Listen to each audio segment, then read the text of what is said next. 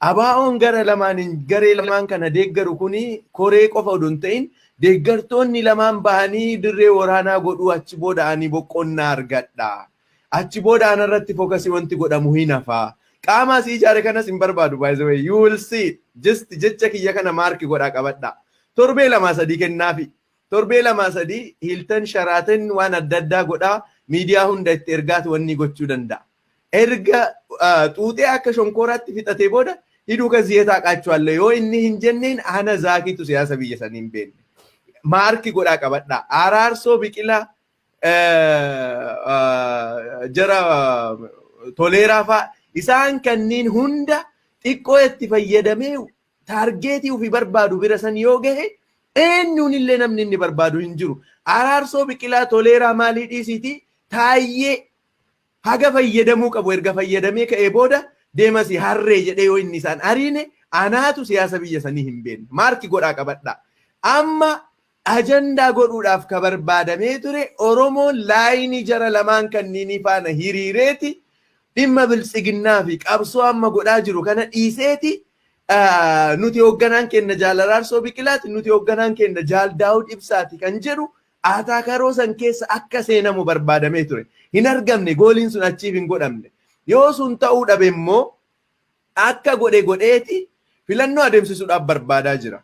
Jawaar hidhee akka turuu hin dandeenyee fi akka isaan hidhee yeroo dheeraa biyya san bulchuu hin dandeenye hin beeka waan ta'eef akkuma godheeti dhaabota kanneen asii waliin bubbuusee akka isaan filannoodhaaf hin qophoofnee fi filannoodhaaf hin geenne erga mirkaneesse booda isaan waliin nannaqee inni mataa ofiiti dhaabota akka Tasfaayee Tolosaa kan muummee ministeeraa kiyya isin arguu gootti baay'een gammade isinuma argaa yoo soolee baay'ee natti tola jedhu sani namoota akkasiisan godheeti isaan wajjin dorgomee akkuma kanaan dura gochaa turani maybe like percentii 95-96 akkas erga mo'atee booda namoota akka Tolosaaf ammoo of duubaan pilaan biltsiginnaa B biltsiginnaa Ctu jira.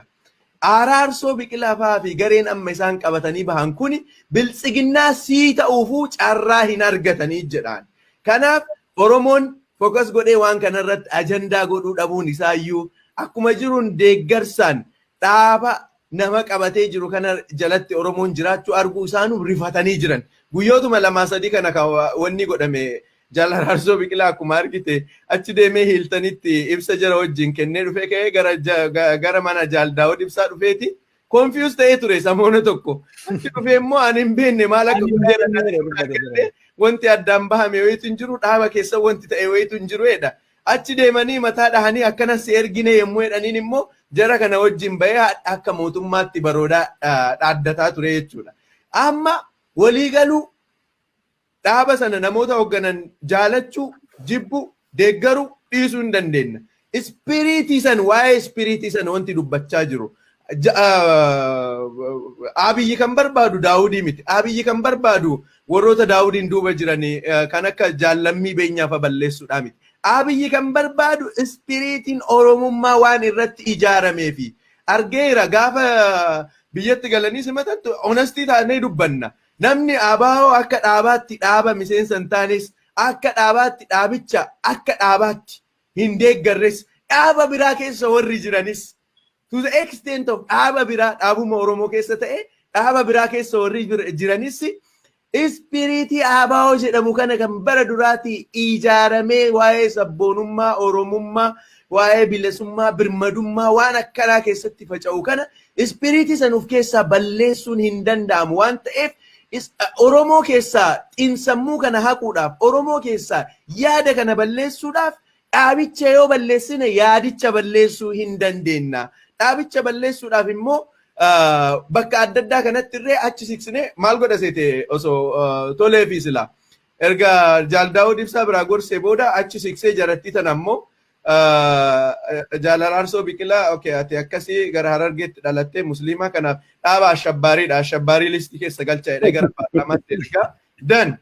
The game is done. Wanti achi bira maal jette Kadiiro?